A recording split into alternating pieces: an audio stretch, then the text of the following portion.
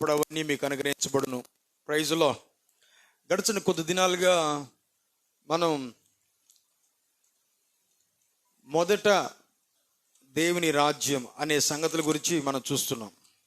దానికి ఉదాహరణలుగా మరి యేసు ప్రభు భూమి మీద ఉన్నప్పుడు ఎలాగూ యేసు పేతురు దగ్గరికి వెళ్ళి ఎలాగా దోణెను అడిగి మొదట ఆ దోణిలో ఉండి సువార్త చెప్పి ఆ తర్వాత పేతురుతో మాట్లాడి పేతురు అక్కర్లు కూడా తీర్చాడు. ఎప్పుడు కూడా రాజ్య అవసరతలు మన అవసరతలు రెండు వేరువేరుగా మనం గుర్తించవచ్చు. అయితే మన నిర్ణయం, మన తీర్మానం ఏంటంటే దేవుని రాజ్యము మొదట పెడితే మన జీవితంలో ఆటోమేటిక్గా మన అక్కర్లు తీర్చబడతాయి అనేది దేవుని యొక్క సిస్టమ్, ఒక కింగ్డమ్ ప్రిన్సిపల్. అది ఒక రాజ్య నియమం, దేవుని పిల్లలు బ్రతకవలసిన ఒక నియమం అది. ఆమేన్. ఆయన రాజ్యము అది మన జీవితంలో ముఖ్యంగా, అది కనుక మనం ముఖ్యంగా ఫస్ట్ ప్లేస్ కనుక మనం పెడితే ఆయన రాజ్య అవసరాలు మొదట తీర్చబడాలి అని మనం నిర్ణయించుకుంటే నిశ్చయముగా దేవుడు ఏ రేంజ్లో మన అక్కర్లు తీరుస్తాడు అనేది మనం గడిచిన కొద్ది దినాలుగా చూస్తున్నాం. చాలా ఉన్నతంగా, చాలా అపరిమితంగా, చాలా ధారాళంగా, చాలా సమృద్ధిగా దేవుడు తీరుస్తాడు అనడానికి ఆ దినాన ఆ సముద్రంలో వలలు నిండిపోవడం మనం చూసాం. వలలు చేపలతో నిండిపోయినాయి. ఆ దోణె నిండిపోయింది, మునిగిపోతుంది. ఆ యొక్క పేతురు యొక్క బలం సరిపోక వేరే సహోదరుల యొక్క సహాయాన్ని అతను తీసుకున్నాడు. అలాగనే దేవుడు ఎలా పనిచేస్తాడు? దేవుడు మన అక్కర్లు తీర్చబడడానికి మొదట రాజ్యము కట్టబడడం గురించి మన దగ్గరకు వస్తాడు. ఎప్పుడు మన దగ్గరికి దేవుని రాజ్య అవసరత వచ్చినా గుర్తుపెట్టుకోవాలి, మన యొక్క ఆశీర్వాదం కొరకు, మన అవసరతలు తీర్చబడడానికి కొరకు దేవుడు ప్రణాళికలో ఉన్నాడు అనేది గుర్తుపెట్టుకోవాలి. హల్లెలూయా చెప్పండి. హల్లెలూయా. ఆ తర్వాత అందుకనే మన తీర్మానంలో మనం ఎప్పుడు ఆలోచిస్తూ మెళుకు కలిగి ఉండాలి. ఆమేన్ చెప్పండి. హల్లెలూయా. ఫస్ట్ స్టెప్లో మనం జాగ్రత్తగా పడి ఉంటే, జాగ్రత్త పడితే ఆటోమేటిక్గా ప్రతి పరిస్థితుల్లో మనం ముందుకి అన్ని అక్కర్లు తీర్చబడుతూ ముందుకు వెళదాం. ఆమేన్. ఉదాహరణకి మీకు గుర్తుందా, యెహోషువ గ్రంథంలో 1వ అధ్యాయం 6వ వచనం, 7వ వచనం, 8వ వచనం, 9వ వచనాలు చూస్తే యెహోషువ కూడా చెబుతాడు, మొదట ఈ సంగతులను, ఈ ధర్మశాస్త్ర సంగతులను నీవు రాత్రింపగళ్ళు ధ్యానించు. ఆమేన్. మొదట ఇవి ధ్యానించు. అసలు యాక్చువల్గా ఒక రాజు మరి రాజ్యమునకు వచ్చిన తర్వాత అతనికి ఏముంటాయి చెప్పండి? దేశం యొక్క ఎన్నో పనులు, ఎన్నో బాధ్యతలు ఉంటాయి. గుర్రాలు, రథాలు, వాటికి ఆహారం, సైన్యము, వాటి యొక్క యుద్ధం చేయడానికి ప్రణాళిక, తర్వాత ఎన్నో ఆ యొక్క బాధ్యతలు, ఎన్నో సమస్యలు ప్రజల దగ్గర ఉంటాయి. ఎన్నో జిల్లాలు, ఎన్నో పట్టణాలు, ఎన్నో ప్రాంతాల యొక్క సమస్యలు తీర్చడానికి రాజు పూనుకోవాలి. అయితే యెహోషువ చెప్తాడు, నిజమే, ఈ ప్రజలు నడిపించడం చాలా బాధ్యత నీకుంది, చాలా పనులు ప్రణాళిక చేయాలి. కానీ వాటన్నిటికంటే ముందుగా ఫస్ట్ నీవు ఈ ధర్మశాస్త్ర సంగతులను నీవు కుడికి ఎడమకి తప్పిపోకుండా వీటిని ధ్యానం చేయి. ఆమేన్ చెప్పండి. హల్లెలూయా. అంటే నేను బిజీ అని చెప్పకూడదు. ఆమేన్ చెప్పండి. హల్లెలూయా. ఈవెన్ చదువుకునే స్టూడెంట్స్ కూడా చెప్తా ఉంటాను, వాళ్ళకి 20 గంటలు చదివిస్తున్నారంట, 24 గంటలే నిద్రపోతున్నారంట, 20 గంటలు చదువుతున్నారు. చాలా చదవాలి, ఇంకా చదవాల్సింది చాలా ఉంది, చాలా బిజీ, చాలా తక్కువ టైంలో ఎక్కువగా వర్క్ ఉంది. No problem. కానీ దేవుణ్ణి మొదటగా నంబర్ 1 ప్లేస్ పెట్టడం కనుక తెలిస్తే చాలు, దేవుడు ఎలా గెలవాలో దేవుడు సీక్రెట్ చెప్తాడు. ఎరుకోని చూడండి, ఎరుకో ఎలా గెలిచారు వాళ్ళు చెప్పండి. దేవుడు సీక్రెట్ చెప్పాడు. మీరు ఆ పట్టణం చుట్టూ జస్ట్ వెళ్ళి తిరిగి రండి, రోజుకోసారి తిరిగి రండి, 7 సార్లు తిరగండి, పెద్ద శబ్దం చేయండి.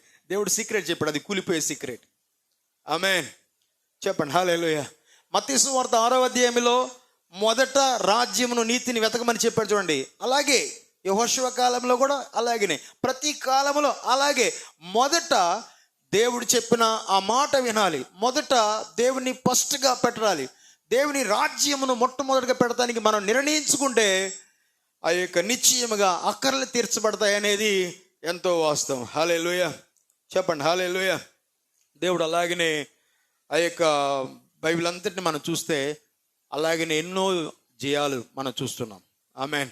యెహోషువ పుస్తకము, ఆ గ్రంథం అంతా కూడా అతడు సాధించిన అన్ని విజయాలే. Praise the lord. చెప్పండి హల్లెలూయా. ఇంకా ద్వితీయోపదేశకాండం 17వ అధ్యాయంలో ఒక రాజును గురించి చెప్తాడు. రాజు దగ్గర ఎంతో మంది రాసేవాళ్ళు ఉంటారు.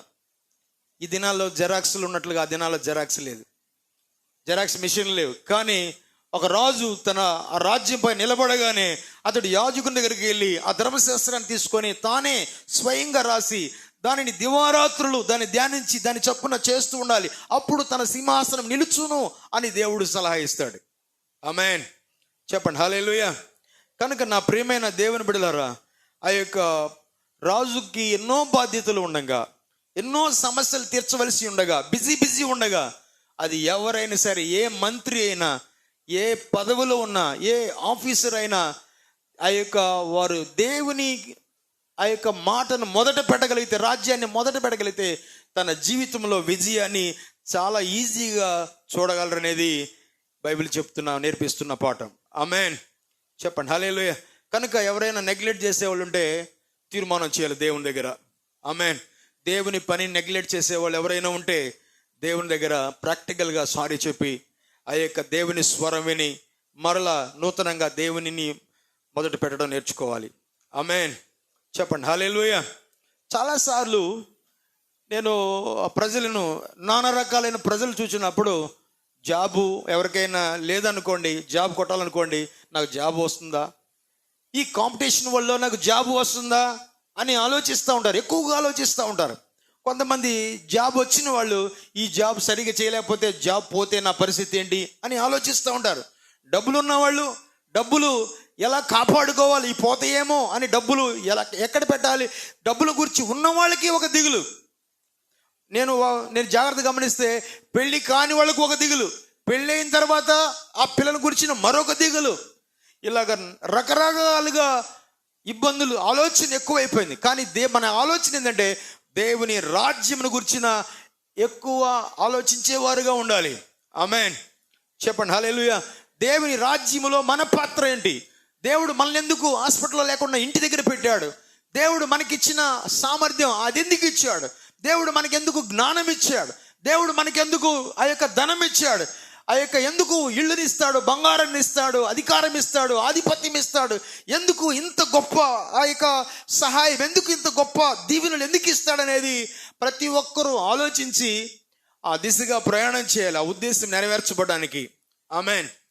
మెడికల్గా కూడా ఒక ప్రూవ్ అయింది ఏంటంటే, ఎక్కువగా ఆ యొక్క ఒత్తిడికి గురైనప్పుడు, దిగులుతో చింతతో గురి అయినప్పుడు ఆటోమేటిక్గా వాళ్ళకి బీపీ, షుగర్ రావడం, రోగాలు రావడం, ఆ యొక్క వారు ఆ మెమరీ లాస్ అయిపోవడం, తర్వాత ఈ ఒత్తిడిలో, ఈ టెన్షన్లో చదవగలిగిన వాళ్ళు కూడా చదవలేకుండా వదిలేయటం, ఇలాగా మనం చూడవచ్చు. అందుకని దేవుడు ఏమని చెప్తున్నాడంటే, మీరు ఆకాశ పక్షులను చూడండి. ఆమేన్. చెప్పండి హల్లెలూయా. ఆకాశ పక్షులను చూడండి. బైబిల్ ఏం చెప్తుందంటే, బైబిల్కి మాత్రమే ఉన్న సామర్థ్యం, బైబిల్లో ఉన్న మాత్రమే ఆ యొక్క ఒక సొల్యూషన్ ఆఫర్ చేసేది ఏంటంటే, ఆకాశ పక్షులను చూడండి, వాటిని చూడండి. ఆ విత్తవు కోయవు. ఆమేన్. ఏం నేర్పుతుంది మనకు పాఠం? మనకున్న కొంచెం పాఠం నేను కొన్ని విషయాలు మీకు గుర్తు చేస్తాను. Look at the birds. ఆకాశ పక్షులను చూడండి. లుక్ ఎట్ అంటే కన్సిడర్ దెమ్, వాటిని గురించి ఆలోచించు. టేక్ గుడ్ లుక్, ఒక మంచి ఆ యొక్క దృష్టి, వాటి గురించి ఆలోచన. ఆమేన్. అంటే కొంచెం పేయింగ్ అటెన్షన్ అంటారు, పర్యాపదం. Paying attention, consider well, think about it, take good look, consider, ఇలాగా కొన్ని పర్యాపదాలు ఉన్నాయి. అంటే వాటిని గురించి, ఆకాశ పక్షుల గురించి ఆలోచించుడి దేవుడు సెలవిస్తున్నాడు. యాక్చువల్గా దిగులు పడవద్దు, ఆలోచన చేయడి. ఆమేన్. ఎన్ని పక్షులు ఉంటాయో, ఎంతమంది తెలుసు చెప్పండి? ఎవరైనా లెక్కించగలరా ఎన్ని పక్షులు ఉంటాయో? ఎవరు కౌంట్ చేయలేరు. ఒకసారి వరల్డ్ పాపులేషన్ ఆఫ్ బర్డ్స్ అని ఒక సర్వేలో ప్రపంచంలో ఉన్న పక్షులు ఎన్ని ఉంటాయో అని చెప్పేసి ఊరికే ఒక అంచనాగా వేశారంట. అంటే ఖచ్చితంగా లెక్కలేరు, కానీ ఒక అంచనా వేశారంట. ఒక 10 సంవత్సరాల ముందు అంచనా వేస్తే దాదాపుగా 200 to 400 బిలియన్స్, అంటే దాదాపుగా 20,000 నుండి 40,000 కోట్లు పక్షులు. ఎన్ని వేల నుండి 20,000 నుండి 40,000 కోట్లు, క్రోస్. ఆమేన్. మనుషుల పాపులేషన్ అంతా, మనుషులు విస్తరణ ఎంత అంటే ఓన్లీ 8,000. కానీ 20,000 నుండి 40,000 పాపులేషన్. ఇది కొంచెం మనం ఆలోచించాలి. అంటే మనుషులు బేసిక్ నీడ్స్, ఈ వస్త్రం అనేది బేసిక్ నీడ్, ఫుడ్ అనేది బేసిక్ నీడ్స్. సాధారణంగా ప్రతి ఒక్కరికి కావలసిన విషయాలు. దేవుడు సెలవిస్తున్నాడు, మీకు లేని దానికంటే ఉన్నది చాలా. మీకు వస్త్రాల కంటే ఈ బాడీ చాలా ప్రాముఖ్యం, ఈ ఫుడ్ కంటే ఆ యొక్క ప్రాణం చాలా ప్రాముఖ్యం. ఆమేన్. చెప్పండి. అంటే మీ దగ్గర ఉన్నది చాలా ప్రాముఖ్యం లేని దానికంటే. మీరు అసలు దిగులు పడకుండా మీరు ఆకాశ పక్షులను చూడండి, అవి ఎలా ఉన్నాయో. ఆమేన్. చెప్పండి. హల్లెలూయా. నిజంగా ఇన్ని వేల కోట్లు పోషించడం ఎంత కష్టం మీరు ఆలోచించండి. వాటికి బ్రేక్ఫాస్ట్, వాటికి లంచ్, వాటికి డిన్నర్. ఆమేన్.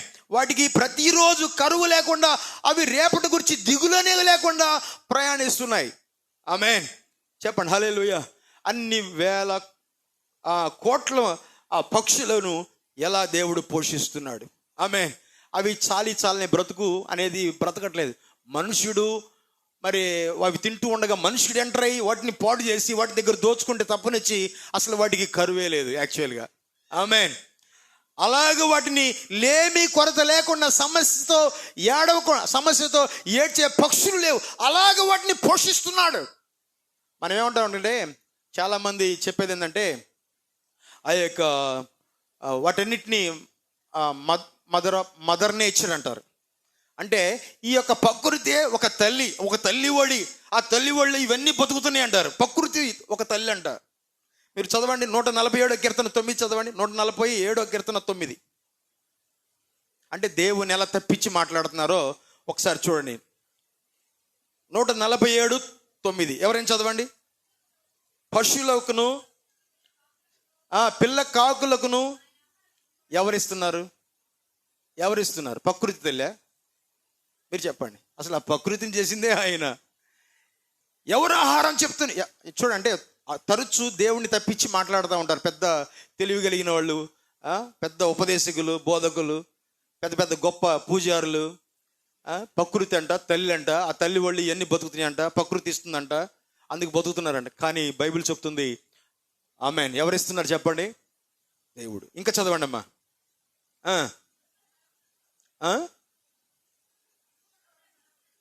గుర్రముల బలమునందు, మౌతులు చదవండి ఎవరైనా,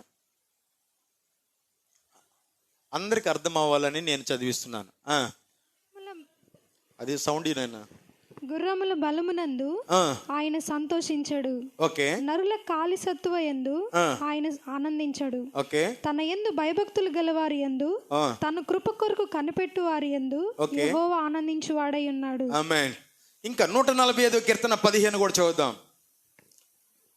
సర్వజీవుల కన్నులు నీ వైపు చూడండి. సర్వజీవుల కన్నులు నీ వైపు చూచుచున్నవి.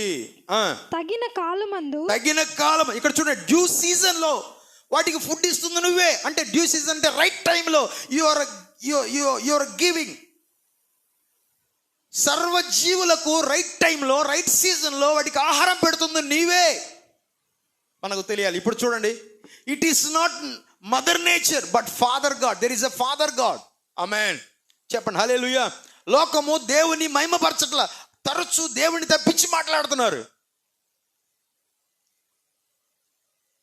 ఇక్కడ చూడండి, అంటే లోకం ఎలా ఉందంటే గాడ్స్ కేర్ అనేది ఒకటి ఉంది, దాన్ని తప్పిస్తారు.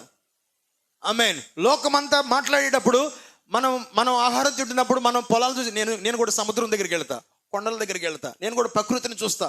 వాటి చూసినప్పుడు ఓకే, దేవుని యొక్క care, God's love, God's power, ఎలా గాడ్స్ నేచర్, దేవుడు ఎలా సిద్ధపరుస్తాడు, God's provision for human being. మనము సృష్టి అంతటి కంటే మన యొక్క నిర్మాణం చాలా గొప్ప నిర్మాణం. ఆమేన్. దేవుడు వీటన్నిటికీ ఎలాగ ఆహారం పెడుతున్నాడు. ఇన్ని వేల పక్షులకు, ఇన్ని వేల జంతువులకు, ఇన్ని వేల చేపలకు, కోట్ల చేపలకు, సర్వజీవులకు దేవుడు రైట్ టైంలో, రైట్ సీజన్లో ఎలాగ వాటికి ఫుడ్ అందిస్తున్నాడు. టిఫిన్ ఎలా ఇస్తున్నాడు, బ్రేక్ఫాస్ట్ ఎలా ఇస్తున్నాడు. మనం వాటిని చూసినప్పుడు థ్యాంక్ యూ లార్డ్ అని చెప్పాలి. హల్లెలూయా. అంటున్నాడు, మీరు వాటికంటే శ్రేష్ఠులు కాదా? ప్రభువా థ్యాంక్ యూ లార్డ్, నేను నన్ను శ్రేష్ఠుల లెక్కలో చేసావు, నీ పోలిక నీ స్వరూపంలో నన్ను చేసావు, అందుకు నీ స్తోత్రం అని చెప్పాలి. నీ పవర్తో వీటన్నిటిని పోషిస్తున్నావు. సేమ్ పవర్ నన్ను బ్రతికించగలదు, నన్ను నడిపించగలదు. ఎందుకంటే నేను మచ్ మోర్ కదా వాటన్నిటికంటే. నన్ను ఎంతగానో నువ్వు గొప్ప ప్రేమతో నన్ను సృజించావు, నీ పోలిక. హల్లెలూయా. చెప్పండి హల్లెలూయా. ఈ విశ్వాసముతో బ్రతకండి, దిగులు రానివ్వకండి అంటాడు. ఆమేన్. చెప్పండి హల్లెలూయా. ఓన్లీ పక్షులు కాదు, ఎవ్రీ క్రియేచర్ అంటారు, every Animal, every living thing అంటారు. ప్రతి దానిని, జీవిస్తున్న ప్రతి దాన్ని తృప్తిపరుస్తున్నాను. ఆ 2 కీర్తనలు మీరు చదవండి. ప్రతి దానికి దానికి ఆహారం పెట్టుచున్నావు, తృప్తిపరుచుతున్నావు, చెల్లించినట్లుగా చేస్తున్నావు. ఆమేన్. చెప్పండి హల్లెలూయా. ఏనుగులు చూడండి, ఎంత నీళ్లు తాగుతాయి, ఎంత ఆహారం తింటే తెలుసా? ఆమేన్. అవి ఏడవడం ఎప్పుడైనా చూసారా ఆహారం లేదని? ఆమేన్. పక్షులు విత్తవు కోయవు, మనుషుల వలె పని చేయవు, ప్లాన్ చేయవు. ఆమేన్. ఫైటింగ్ చేయవు. ఆమేన్. మనుషుల వలె ఫ్యూచర్ కొరకు ఏం ప్లాన్ చేయదు, రేపటి మీలు ఎక్కడ దొరికిద్దో కూడా తెలియదు. అయినను అవి జాలీగా బతుకుతున్నాయి కదా. Much more, you are much more than them. వాటన్నిటికంటే మీరు శ్రేష్ఠులు అని దేవుడు సెలవిస్తున్నప్పుడు నేను నమ్ముతున్నాను ప్రభు అని చెప్పాలి. థ్యాంక్ యూ లార్డ్, నీవు నన్ను అలాంటి శ్రేష్టమైన వానిగా చేసావు, స్తోత్రం అని చెప్పాలి. హల్లెలూయా. చెప్పండి హల్లెలూయా. ప్రభు నేను శ్రేష్ఠుడుగా నన్ను చేసినందుకు స్తోత్రం, నేను నమ్ముతున్నాను ప్రభు అని చెప్పాలి. ఆమేన్. దిగులు పడటం మానేయండి, ఎక్కువగా దేవుని గురించి ఆలోచించాలి. ఏ ఊరు ప్రయాణం వెళ్ళినా మనం కొండల దగ్గరికి వెళ్తాం, ఓకే, మంచి చూడగలిగిన అన్నిటి దగ్గరికి వెళ్తాం. అక్కడ దేవుని మిస్ చేయకండి, దేవునికి థ్యాంక్స్ చెప్పాలి. ఆమేన్. నేను సముద్రం దగ్గరికి వెళ్ళినప్పుడు, నేను కొన్ని అందమైన చూసినప్పుడు, పక్షులను చూసినప్పుడు, నేచర్ చూసినప్పుడు, నేను దేవుని యొక్క పవర్ని, దేవుని యొక్క సామర్థ్యాన్ని, దేవుని యొక్క ఆ యొక్క ప్రణాళికను, దేవుని యొక్క మనస్సును, దేవుని ప్రేమను, దేవుని గురించి ఆలోచించడానికి వాటి చూసినప్పుడు ఎక్కువగా దేవునికి ఆలోచించి దేవునికి థ్యాంక్స్ చెప్పడానికి దాన్ని నేను మలుచుకుంటాను. ఆమేన్. చెప్పండి హల్లెలూయా. చెప్పండి హల్లెలూయా. ఈవెన్ దేవుని రాజ్యం కొరకు ఎప్పుడు పనిచేసినా నేను దేవునికి హెల్ప్ చేశాను అనకూడదని చెప్పాను. ఆమేన్. ఎందుకు చెప్పండి? ఊపిరిని పీల్చుటకు ఎవరు సహాయం చేస్తున్నారు చెప్పండి? ఆమేన్. శ్వాస పీల్చుటకు సహాయం చేస్తున్నవాడు నీవే. ఆమేన్. ఈవెన్ దేవునికి ఎప్పుడైనా ఇచ్చేటప్పుడు కూడా ఏమని చెప్పాలి? దిస్ ఈజ్ యువర్స్ లార్డ్ అని చెప్పాలి. ఆమేన్. నువ్వు నన్ను బలము నాకు ఇచ్చావు నాయన. పనిచేయటకు సామర్థ్యం, ఎంతో శక్తి, ఎంతో సామర్థ్యం, ఎంతో జ్ఞానం, ఎంతో తెలివి, కరువును ఎదిరించి బ్రతకడానికి, కరువుని హ్యాండిల్ చేయడానికి, కరువును హ్యాండిల్ చేసి దాటి ఇంకొక రోజుకి వెళ్ళడానికి నీ సామర్థ్యం ఇచ్చావు, అందుకు స్తోత్రం అని చెప్పాలి. ఆమేన్. నా కర్లన్నీ తీర్చుటకు నాతో ఉండి నన్ను నడిపిస్తున్న గొప్ప దేవుడు నాయనని చెప్పి స్తుతిస్తూ ముందుకు వెళ్ళాలి. దిగులు కనబడకుండా చేయాలి. ఆమేన్. చెప్పండి హల్లెలూయా. ఎవరు దిగులు పడతారంటే దేవుడికి ప్లేస్ ఇవ్వకుండా ఉంటారు చూడండి అన్యులు, వాళ్ళు దిగులు పడాలి. నీ ప్లేస్ కాదు అది. ఆమేన్. చెప్పండి హల్లెలూయా. దేవునికి ప్లేస్ ఇవ్వడు, చోట్లు, దేవునికి థ్యాంక్స్ చెప్పడానికి టైం ఇవ్వరు. ఎంత దరిద్రం. 24 గంటలు దేవుడిస్తే 4 గంటలు నిద్రపోతున్నారంట, మిగతా గంటలన్నీ చదువుతున్నారంట. అతిశయించి చెప్తున్నారు. నేను అన్నాను 20 గంటలు కాదు, 24 గంటలు చదివినా ఆ దరిద్రం పోదని చెప్తారు. ఎందుకు చెప్పండి? దేవుని ప్లేస్ని కూడా నువ్వు తింటే నువ్వేడ బతుకుతావు అసలు? దేవుడు రీజన్ అని ఒప్పుకోవాలి కదా. యాక్చువల్గా నా దీవులన్నిటికీ కారణం నీవే అని నువ్వు కొంచెం టైం తీసుకొని స్తుతించడానికి ఏం చేయాలి? థ్యాంక్స్ చెప్పడానికి టైం ఇవ్వాలి. కొందరు నన్ను పట్టుకొని అడుగుతారు, సొక్కా పట్టుకొని, నేనేం చేశాను నువ్వు ముందు చెప్పమంటారు. అమ్మ నీకు దాంట్లో నువ్వేం చేయలేదు, నేనేం చేయలేదు, నువ్వు త్వరగా చచ్చిపోయి దేవుని దగ్గర కన్నా వెళ్ళు. ఆయన చెప్తాడు, నేను చెప్పలేను. ఇక చెప్పి అలసిపోయాను. ఇంకా చాలా ప్రశ్నలు ఉన్నాయి. అవన్నీ ఎక్కడికి వెళ్తే తెలుస్తాయి చెప్పండి? అర్జెంట్గా తెలుసుకోవాలంటే ఓర్పుతో ఉంటే వాక్యాలు చదివితే తెలుస్తాయి. అర్జెంట్గా వెళ్ళాలంటే ఇక నువ్వు షిఫ్టింగ్ దేవుని దగ్గర డైరెక్ట్గా అడగడమే. ఆమేన్. హల్లెలూయా. చెప్పండి హల్లెలూయా. ఏమైందో అని దిగులు పడకండి. ఆమేన్. ప్రతి పరిస్థితుల్లో ఏమైందో. ఆమేన్. చెప్పండి హల్లెలూయా. ఒక ఆమె ఒక ఆమె రీసెంట్గా కడుపు నొప్పి వచ్చిందని 24 గంటల కడుపు నొప్పి వచ్చిందని ఒక హాస్పిటల్ బెంచ్ ముందు కూర్చుందంట. కడుపులు నొప్పి వచ్చింది, 24 గంటల కడుపు వచ్చింది. అయితే ఆపరేషన్ చేయాలని కూర్చున్నారు. ఆపరేషన్ చేస్తా ఎవరో చచ్చిపోయారంట, ఎప్పుడో చెప్పారంట, నేను కూడా ఏమైపోతాను. ఈ హాస్పిటల్ అంతా ఇంతేనంట. ఈ హాస్పిటల్ ఎవరో వచ్చి చచ్చిపోయారంట. ఇక ఈమె కూడా ఏం ఆలోచిస్తుంది చెప్పండి, ఏం ఆలోచిస్తుంది? ఆపరేషన్ చేయించుకోవాలా వద్దా? 24 గంటల కడుపులు నొప్పి చేయించుకోవాలా వద్దా? ఫస్ట్ దేవుడు సెలవిస్తున్నాడు, నువ్వు దేవుని బిడ్డ అయితే ఆమేన్, యూ హ్యావ్ ఫాదర్. ఆశా, యూ హ్యావ్ ఫాదర్. ఆమేన్. నీకు తండ్రి ఉన్నాడు. ఆమేన్. నీకు తండ్రి ఉన్నాడు, కేర్ తీసుకునే తండ్రి ఉన్నాడు. ఆమేన్. పక్షులను దిగులు పడకుండా పోషిస్తున్న దేవుడు, లక్షల పక్షులను, కోట్ల పక్షులను, ఆమేన్, ఆమేన్, అన్ని కోట్ల పక్షులను ఏం చేస్తాడు చెప్పండి? బ్రేక్ఫాస్ట్, లంచ్, తర్వాత డిన్నర్, ఇంకా ఏం చేస్తున్నాడు? ఇంకా ఆమేన్. ఇస్తున్నాడు లేదా? చెప్పండి, ఇస్తున్నాడు లేదా? ఓకే, దిగులు రానివ్వకండి. ఆమేన్. ప్రేయర్ చేసేటప్పుడు దిగులు రానివ్వకండి. ఆమేన్. మీరు ఏడవటం చూశారంటే దేవుడు బాధపడతాడు. అంటే మీ దగ్గర విశ్వాసం లేదని అర్థం. దిగులు ఉన్న చోట విశ్వాసం పనిచేయదు. ఆమేన్. విశ్వాసంతో ఉండే వాళ్ళ దగ్గర దిగులు కనబడదు. ఆమేన్. చెప్పండి హల్లెలూయా. కనుక దేవుడు మనకు సెలవిస్తున్నాడు. ఆమేన్. మనం శ్రేష్ఠులని చెప్తున్నాడు. మనం కూడా శ్రేష్ఠులుగా మనం ఉండాలి. ఆమేన్. ప్రార్థన చేద్దాం. మరి ఒక నిమిషం లేచి నిలబడండి, ప్రార్థన చేద్దాం. Thank you Lord. ఓ హల్లెలూయా, హల్లెలూయా, స్తోత్రం. జీవమాన బట్టి థ్యాంక్ యూ లార్డ్. ఓ హల్లెలూయా, థ్యాంక్ యూ లార్డ్. ప్రభువా థ్యాంక్ యూ. అందరూ చెప్పండి, ఈ వాక్యం బట్టి వందనాలు చెప్పండి. అందరూ చెప్పండి, ఈ వాక్యాన్ని బట్టి వందనాలు ప్రభువా, స్తోత్రం. వందనాలు ప్రభువా, స్తోత్రం నాయన. Thank you lord.